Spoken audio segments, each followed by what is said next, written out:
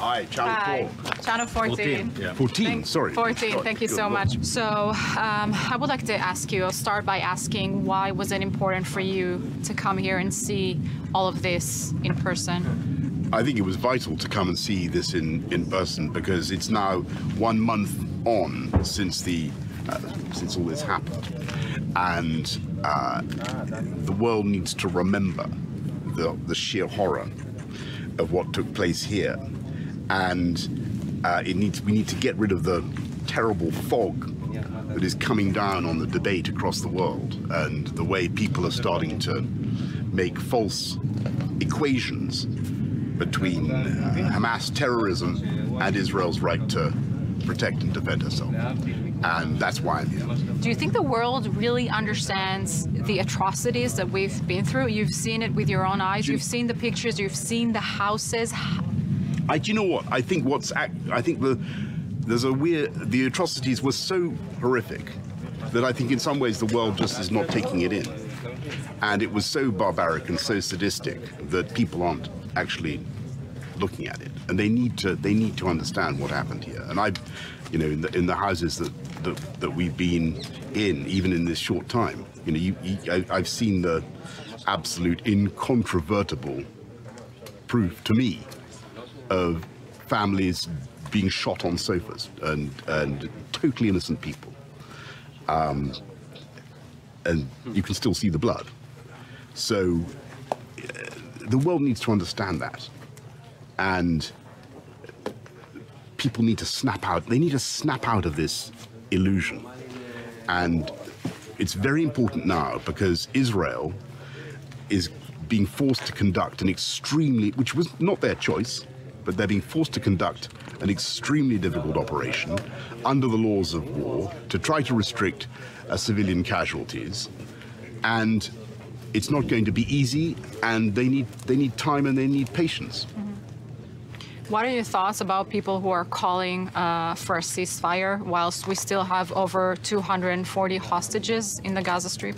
Well, they're just that. I think that while you have 240 hostages, including some kids, a baby of 9 months old, you cannot reasonably ask the security forces to stop their operation. Or to stop trying to find those who did it, or stop trying to make sure that it can never happen again. I'm not in charge, right? It's up to Israel to decide how to pursue that operation. They must make their calculations about humanitarian requirements or whatever. That's a matter for Israel. But I think that the world needs to recognize the extreme moral difficulties that have been created. And if you're going to minimize casualties, then it's going to take more time, and you're going to need patience and resolve. And your thoughts about the pro-Hamas riots throughout the streets of London? I think that people people around the world, in Western Europe, you're seeing the virus of anti-Semitism just come out from under the floorboards again, like a medieval thing. And it's appalling. But people around the world who attempted to support those guys and to protest in their favor, they should look and see what I've seen. Because those guys did things that are completely morally different, of a completely different order from what Israel is trying to do now to protect itself. Are you afraid that what's happening in Israel now is gonna knock on your door in Europe? I think that I'll say this, I think that what Israel is doing now in standing up to terror is part of a general struggle. We've faced terror often in my own city when I was running London. But we now see a wider phenomenon of anti-democratic anti-human rights, cynical forces. So the world has got to stand with Israel.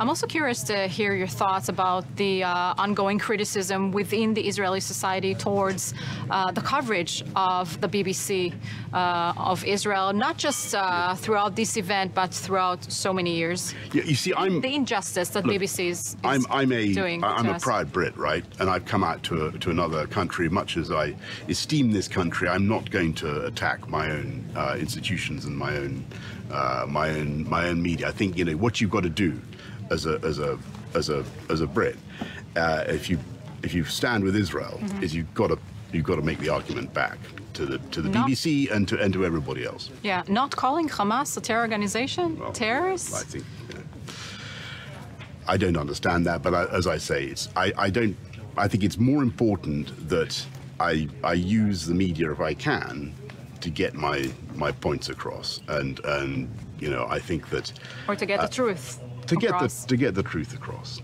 and I think that any fair-minded reporter, and there are many brilliant reporters in those organisations that are looking at what I've just seen, would agree there is no moral similarity between what these guys did, what Hamas did, and what Israel is now trying to do. Former Prime Minister Boris Johnson, thank you so much for Thank this you. interview. Thank you. Thank you. Thank you.